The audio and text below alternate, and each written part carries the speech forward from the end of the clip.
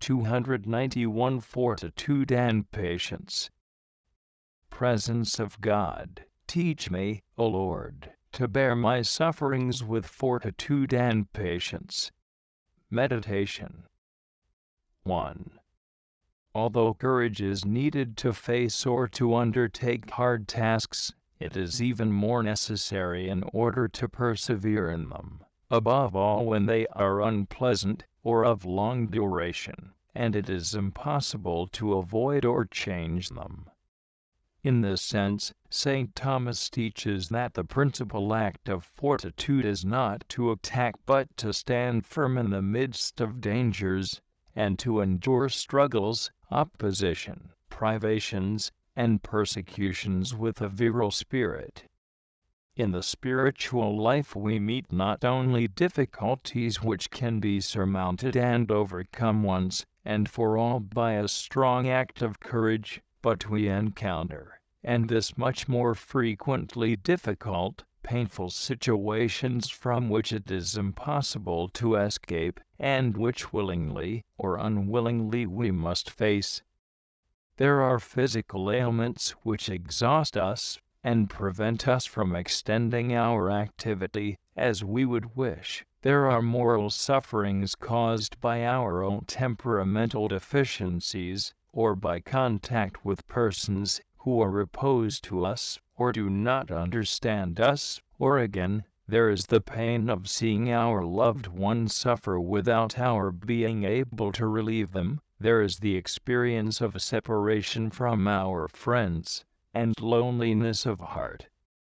There are also spiritual troubles due to aridity, interior darkness, weariness of mind, temptations, and scruples.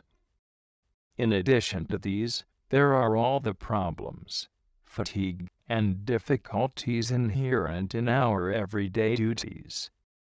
We know that all these things are planned by God for our sanctification and our good. Nevertheless, that does not prevent us from feeling the weight of them. Suffering is never pleasant, and though we will to accept all for the love of God, we are sometimes tempted to react, to give up, to shake off the yoke, or we are weighed down by sadness and discouragement. What remedy is there? There is the one which Jesus suggested to the apostles, after telling them of the persecutions they would have to endure. In patientia vestra possidebitis animus vestris, in your patience you shall possess your souls. LK 21:19. Patience is the virtue which permits us to live in a state of suffering, hardship, and privation without losing our serenity. It enables us to remain firm amid storms, contradictions, and dangers, without becoming irritated or despondent, without being deterred by them. 2. Christian patience is not the forced resignation of the fatalist or the philosopher who submits to suffering because he cannot escape it, nor is it the attitude of one who submits because he is not able to react through lack of strength and resources. It is the voluntary acceptance of suffering in view of God and eternal happiness, an acceptance sustained by the knowledge that suffering is absolutely necessary to purify us from sin, to atone for our faults, and to prepare us to meet God. Christian patience incites us to accept suffering serenely and gradually to esteem and love it, not because we see it as an end in life, but rather as necessary means for attaining the end, which is love of God and union with Him. If Jesus willed to live a life of martyrdom, and to die on the cross in order to kindle the fire of charity in us, and restore us to friendship with God, how can we expect to attain the plenitude of love and intimacy with God if we do not follow in His footsteps? Christ, therefore, having suffered in the flesh, Be you also armed with the same thought, cries St. Peter, 1 Pt 4, 1. Let us embrace suffering, then, with the same sentiments which Jesus had to do the Heavenly Father's will, to atone for sin, and to give Him proof of our love. Christian patience is not merely a passive attitude in the face of suffering. It is also active and voluntary. The latter is the more important, because it is this which makes suffering meritorious. A patient man is passive, because he wills to be passive, because he uses his free will to submit to all the sufferings which he meets on his way, because he voluntarily bows his shoulders under the yoke of suffering, just as Jesus bowed his under the weight of the cross, because he willed to do so. Quiapse Voluides 53, 7. A Christian is not a forced Cyrenian, but a willing one, not in the sense that he goes spontaneously in search of suffering. This would not be feasible for all, and sometimes would be imprudent.